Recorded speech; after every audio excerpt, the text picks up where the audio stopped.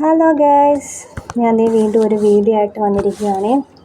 വെക്കേഷനൊക്കെ അല്ലേ, അപ്പം പിള്ളേരുമൊക്കെ ആയിട്ട് ഒന്ന് ബീച്ചിൽ പോകാമെന്ന് വിചാരിച്ചു. വേറെ ദൂരെയൊന്നുമല്ല, ഞങ്ങളുടെ അടുത്ത് തന്നെയാണ്. ദേ വല്യഴിക്ക ബീച്ചിലാണ്. അപ്പോൾ ദേ വല്യഴിക്ക ബീച്ചിൽ ഞങ്ങളെത്തി.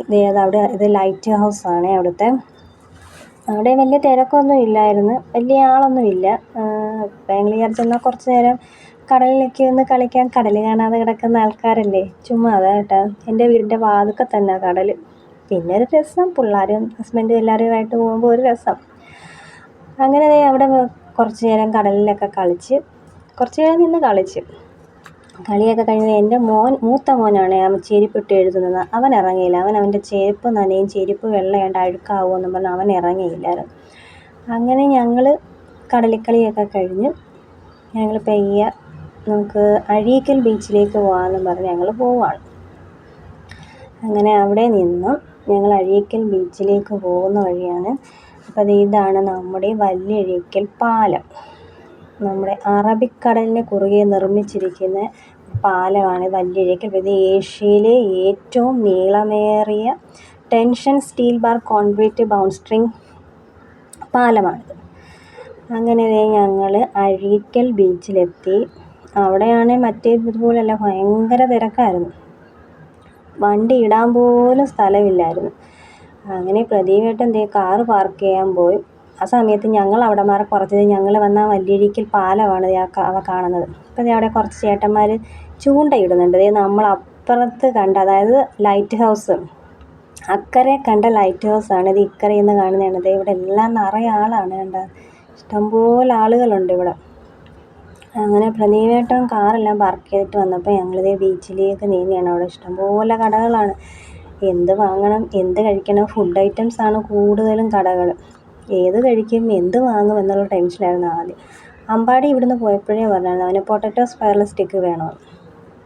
അങ്ങനെ ഞങ്ങൾ കുറച്ച് നേരം അവിടേക്ക് വന്ന് ജസ്റ്റ് ഒന്ന് നടന്നേച്ച് വന്ന് നമ്മൾ കടയിലേക്ക് കയറി. ഇഷ്ടംപോലെ ആളാണ് അവിടെ, കണ്ടാതെ. അങ്ങനെ അമ്പാടിയുടെ പറഞ്ഞ ഞങ്ങൾ പൊട്ടറ്റോടെ അത് വാങ്ങി. പിന്നെ അവർക്ക് രണ്ടുപേർക്കും അത് വാങ്ങി കൊടുത്തിട്ട് ഞാനും പ്രദീപേട്ടനും പാനിപൂരി വാങ്ങി. എല്ലാവരും കൂടി ഷെയർ ചെയ്ത് കഴിച്ച്. എല്ലാം അവിടെ നിന്ന് തന്നെ ഞങ്ങൾ കഴിച്ച് സ്വസ്ഥമായിട്ട് ഇരുന്ന് കഴിച്ചിട്ട് അങ്ങോട്ട് നടക്കാമെന്ന് വിചാരിച്ച് അങ്ങനെ എല്ലാവരും അവിടെ നിന്ന് കഴിച്ചു. അങ്ങനെ കഴിപ്പൊക്കെ കഴിഞ്ഞ് എന്നാൽ പെയ്യെ അങ്ങോട്ട് നടക്കാം. അങ്ങനെ വീണ്ടും ഞങ്ങൾ അപ്പുറത്ത് പോയപ്പോൾ അവിടെ കണ്ട കുറേ കാഴ്ചകളാണ് ഇത്. അവിടെ ഒട്ടകം ഉണ്ടായിരുന്നു, കുതിര ഉണ്ടായിരുന്നു.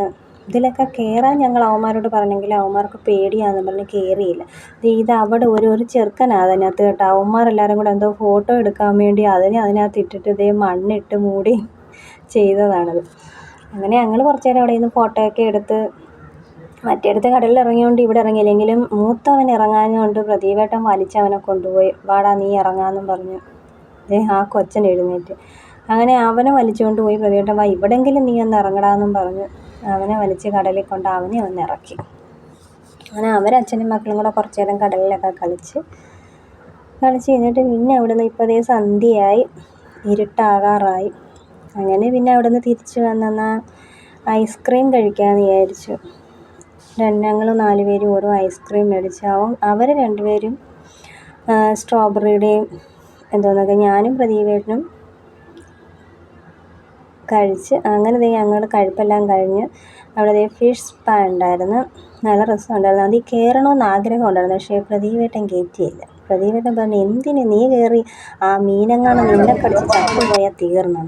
അങ്ങനെ ഞങ്ങൾ അതെല്ലാം കഴിഞ്ഞ് തിരിച്ച് വീട്ടിലേക്ക് വരികയാണ്. അപ്പോൾ ഇത്രയേ ഉള്ളൂ. Bye bye, Tata.